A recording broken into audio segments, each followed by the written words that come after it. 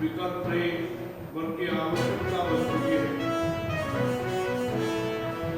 Open university ने यह सिद्ध किया है कि जहाँ इच्छा वहाँ शिक्षा।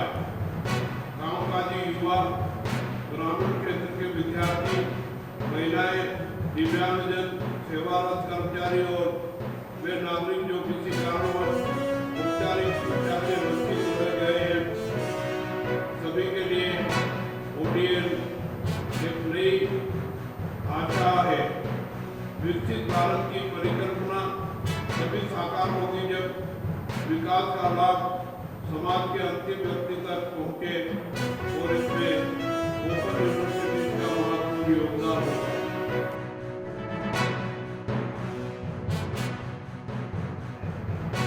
If you are not able to provide employment opportunities, that is going to become a challenge.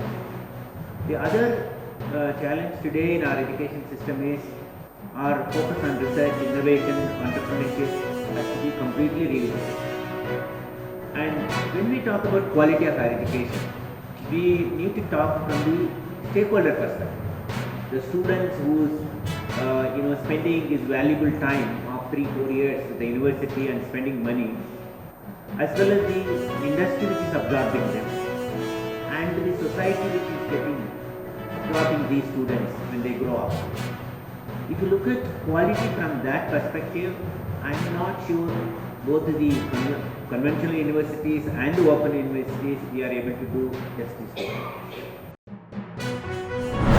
ಉನ್ನತ ಸಮಿತಿಗಳಲ್ಲಿ ಕಾರ್ಯನಿರ್ವಹಿಸಿದರು. ಲೇಖಕ ಹಾಗೂ ಅಂಕಣಕಾರರಾಗಿ ಗುರುತಿಸುವ ಶ್ರೀಯುತರು ಇಂಗ್ಲಿಷ್ ಮತ್ತು ಮರಾಠಿ ಪತ್ರಿಕೆಗಳಲ್ಲಿ ಅಂಕಣಗಳನ್ನು ಬರೆಯುವುದರ ಮೂಲಕ ಜೊತೆಗೆ 250 ಹೆಚ್ಚು ವೈಜ್ಞಾನಿಕ ಸಂಶೋಧನಾ ಪ್ರಬಂಧಗಳು ಪ್ರಕಟಿಸುತ್ತಾರೆ. ಪಶ್ಚಿಮ ಘಟ್ಟಗಳ ಸಂರಕ್ಷಣೆ ಕುರಿತಂತೆ ಅವರು ನಡೆಸಿದ ಪ್ರಯತ್ನಗಳಿಗಾಗಿ ಪರಿಸರ ಸಂಬಂಧಿಸಿದ ವಿಶ್ವಸಂಸ್ಥೆಯ ಅತ್ಯುನ್ನತ ಪ್ರಶಸ್ತಿಯಾದ ಚಾಂಪಿಯನ್ ಆಫ್ ದಿ ಅರ್ತ್ ಗೌರವಕ್ಕೆ ಭಾಜನರಾಗಿದ್ದು ಶ್ರೀಯುತರು ಪದ್ಮಶ್ರೀ, ಪದ್ಮಭೂಷಣ, ಶಾಂತಿ ಸ್ವರೂಪ ಭಟ್ನಾಗರ್, ವಿಜ್ಞಾನ ಮತ್ತು ತಂತ್ರಜ್ಞಾನ ಪ್ರಶಸ್ತಿ, ಉತ್ತಮ ಸಾರಾಭಾಯಿ ಪ್ರಶಸ್ತಿ, ಕನ್ನಡ ರಾಜ್ಯೋತ್ಸವ ಪ್ರಶಸ್ತಿಯ 10 ಹಲವು ಪ್ರಶಸ್ತಿಯಾಗಿದ್ದರು. ಖ್ಯಾತ ಪರಿಸರವಾದಿ, ವಿಜ್ಞಾನಿ, ಜೀವ ವೈವಿಧ್ಯದ ಪಶ್ಚಿಮ ಘಟ್ಟಗಳ ರಕ್ಷಕ ಪ್ರೊಫೆಸರ್ ಮಾಧವ್ ಗಡ್ಗಿಲ್ ಅವರು ದಿನಾಂಕ 7/1/2026 ನಿಧನ ಹೊಂದಿರುತ್ತಾರೆ. ಖಂಡಿತವಾಗಿ ಅವಕಾಶ ಮಾಡಿ ಕೊಟ್ಟೆ ಬರ್ತೇನೆ. ಮಾನ್ಯ ಮುಖ್ಯಮಂತ್ರಿಗಳು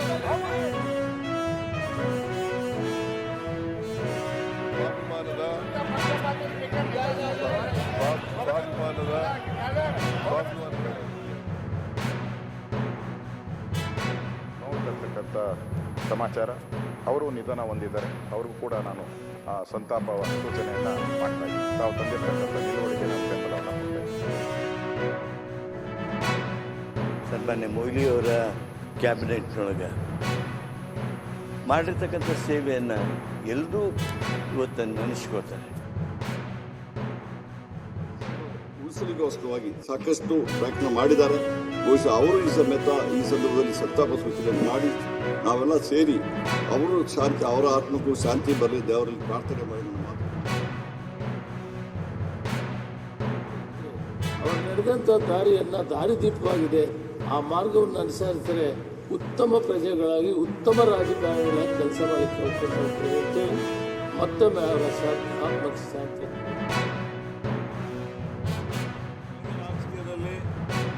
ಯಾರಾದರೂ ರೋಲ್ ಮಾಡೆಲ್ ಅಂತ ಹೇಳಿ ನಾವು ತಂದೆಯವರೇ ನನಗೆ ರೋಲ್ ಮಾಡೆಲ್, ಅವರೇ ನಮಗೆ ಸ್ಫೂರ್ತಿ ಅಂತ ಹೇಳಲಿಕ್ಕೆ ಬಯಸ್ತಾ ಇದ್ದೀನಿ. ಅವರ ಮಾರ್ಗದರ್ಶನದಲ್ಲೇ ರಾಜಕಾರಣ ಅಂತ ಹೇಳಿದ್ರೆ ಸೇವೆ ಅಂತ ತಿಳ್ಕೊಂಡು ನಾವೆಲ್ಲ ಬಂದಿದ್ದೇವೆ. ಬಹಳಷ್ಟು ಆದರ್ಶಗಳನ್ನು ಅವರು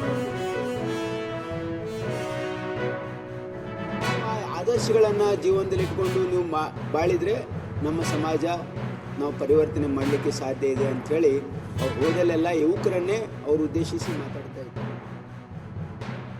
ಸಂಶೋಧನೆ ಮಾಡಿ ಡಾಕ್ಟರೇಟನ್ನು ಪಡೆದಂಥವರು ಇವರು ಕೂಡ ಇವತ್ತು ನಮ್ಮನ್ನೆಲ್ಲ ಆಗಲಿದ್ದಾರೆ. ಇವರೆಲ್ಲರ ಆತ್ಮಕ್ಕೆ ಚಿರ ಶಾಂತಿಯನ್ನು ಕೊಟ್ಟು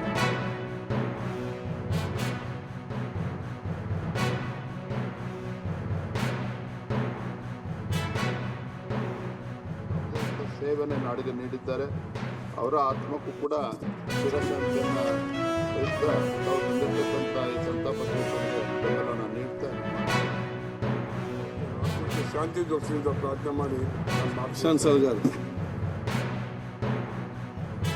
ನಿಧನವನ್ನ ಆ ದುಃಖಕ್ಕೆ ಶಕ್ತಿ ತುಂಬತಕ್ಕಂಥ ಶಕ್ತಿ ಭಗವಂತ ಕೂಡ್ಲಿ ಅಂತ ಹೇಳಿ ಅವರಿಗೆ ಶ್ರದ್ಧಾಂಜಲಿಯನ್ನು ಸಲ್ಲಿಸ್ತಾ ನನ್ನ ಮಾತು